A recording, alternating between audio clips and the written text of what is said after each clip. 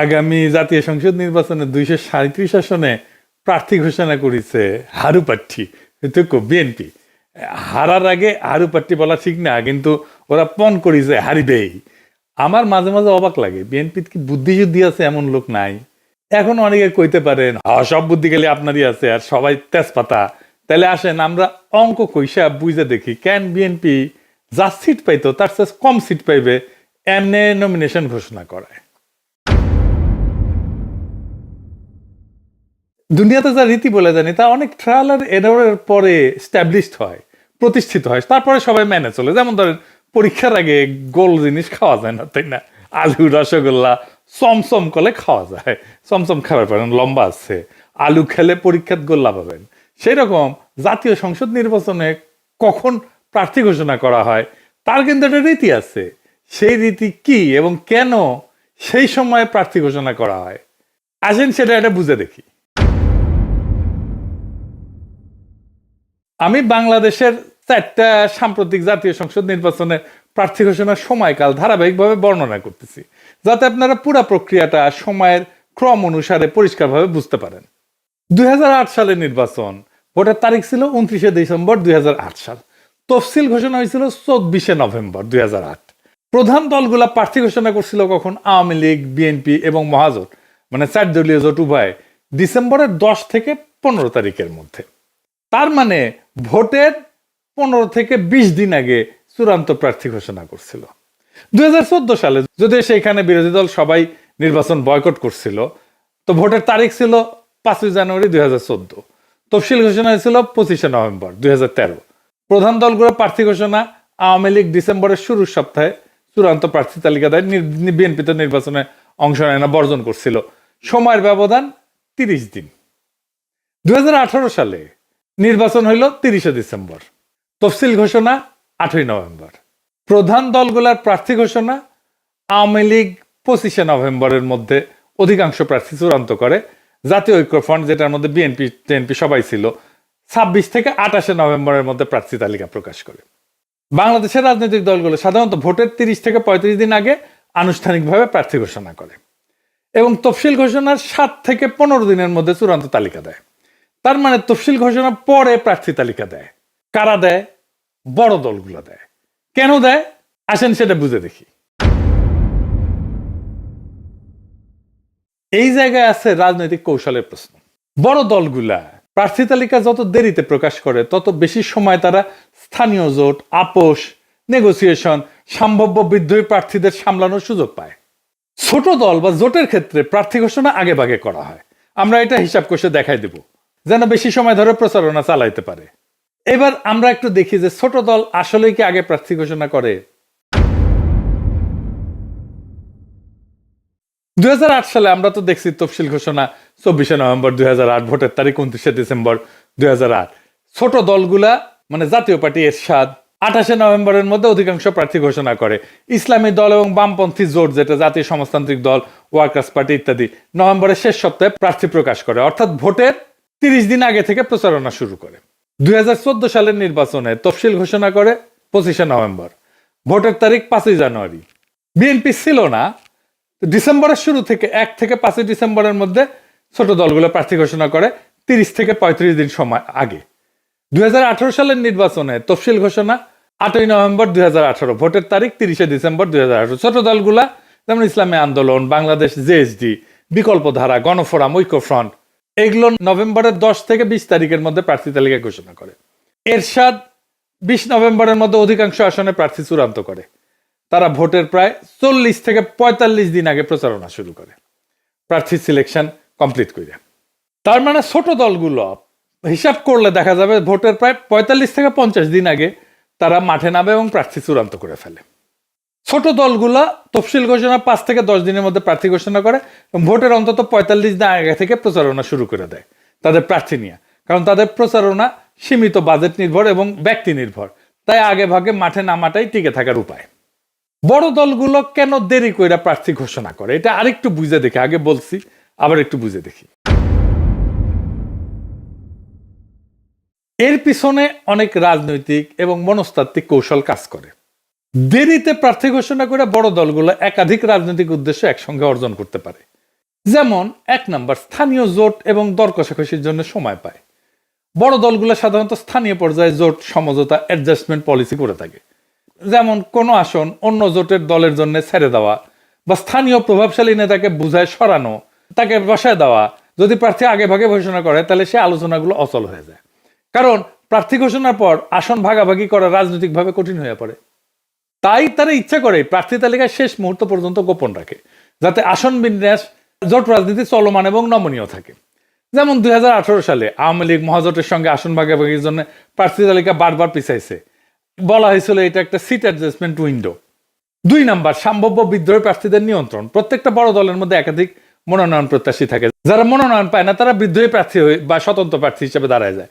যদি নাম আগে ভাগে ঘোষণা করা হয় তাহলে যারা বাদ পড়ছে তারা সময় পেয়ে যায় বিকল্প প্রতীক সংগ্রহ, প্রচারণা করা, দল বিরোধী ক্যাম্প গঠনের, তার ফান্ড কালেক্ট করার। তাই দলগুলা বিলম্ব করে যাতে বিদ্রোহীদের সময় কমে যায় এবং শেষ মুহূর্তে তারা যেন সংগঠিত হইতে না পারে। 3 নম্বর, প্রতিদ্বন্দ্বী দলগুলো তার প্রার্থী নির্বাচনের কৌশলটা জানা এবং পাল্টা চাল দেওয়া। বড় দলগুলো অনেক সময় বিপক্ষ দলের প্রার্থী তালিকা আগে ভাগে পর্যবেক্ষণ করে তারপর নিজেদের তালিকা প্রকাশ করে। এতে তারা দেখতে পারে কারা মাঠে শক্তিশালী, কারা দুর্বল, কোন আসলে সেফ বেট। তারপর তারা নিজের মনোনয়ন সমন্বয় করে এমন প্রার্থী দেয় যারা সেই এলাকায় ব্যক্তিগতভাবে জনপ্রিয় বা আর্থিকভাবে শক্তিশালী। খুবই সিম্পল হিসাব।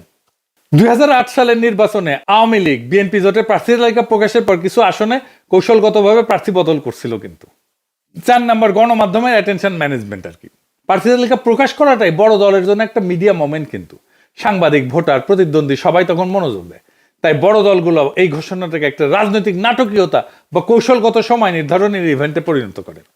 তাই দেরিতে প্রকাশ মানে মিডিয়ার ফোকাস ধরে রাখা, আলোচনা দীর্ঘায়িত করা এবং প্রচারণার মোমেন্টাম বজায় রাখা। 5 নম্বর, আভ্যন্তরীণ দ্বন্দ্ব ঠান্ডা রাখা।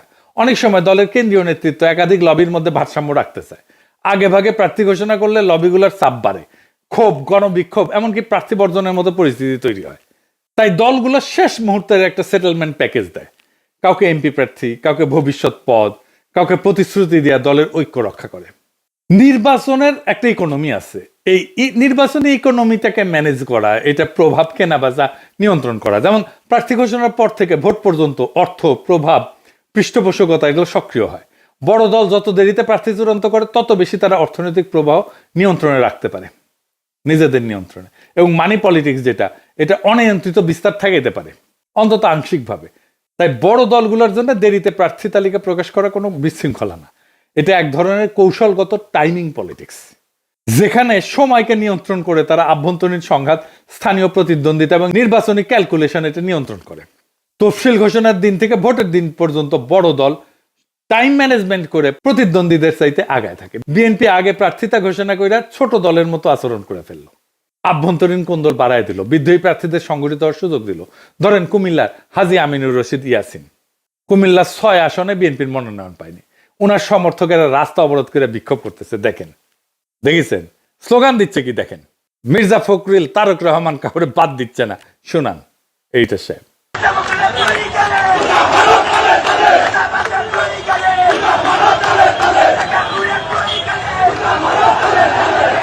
উনি কিন্তু ভালো মানুষ, ইয়াসিন সাহেব ধান্দা করার জন্য রাজনীতিতে আসেন না। আমি শিওর উনারে বিএনপির বিরোধীরা মনোনয়ন দিলে বিএনপির প্রার্থী হাইরা যাবে।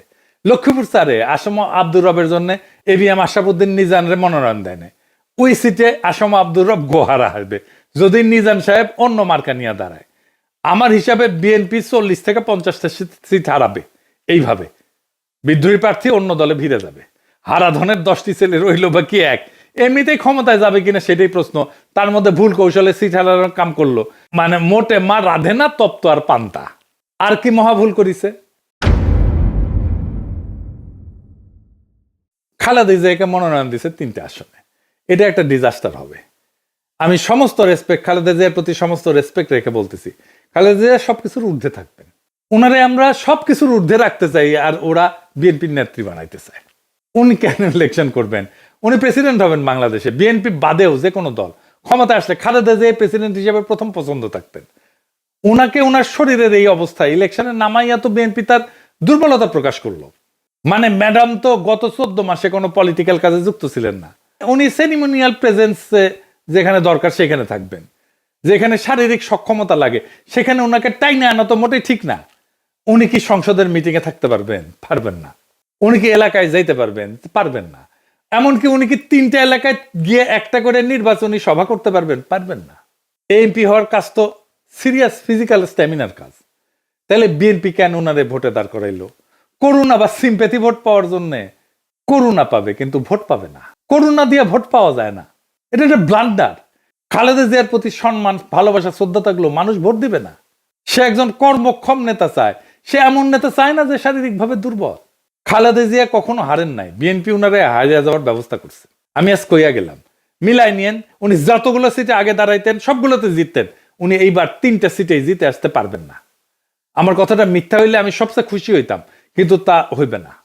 এই বুদ্ধি কার মাথা থেকে আসছে কে জানে।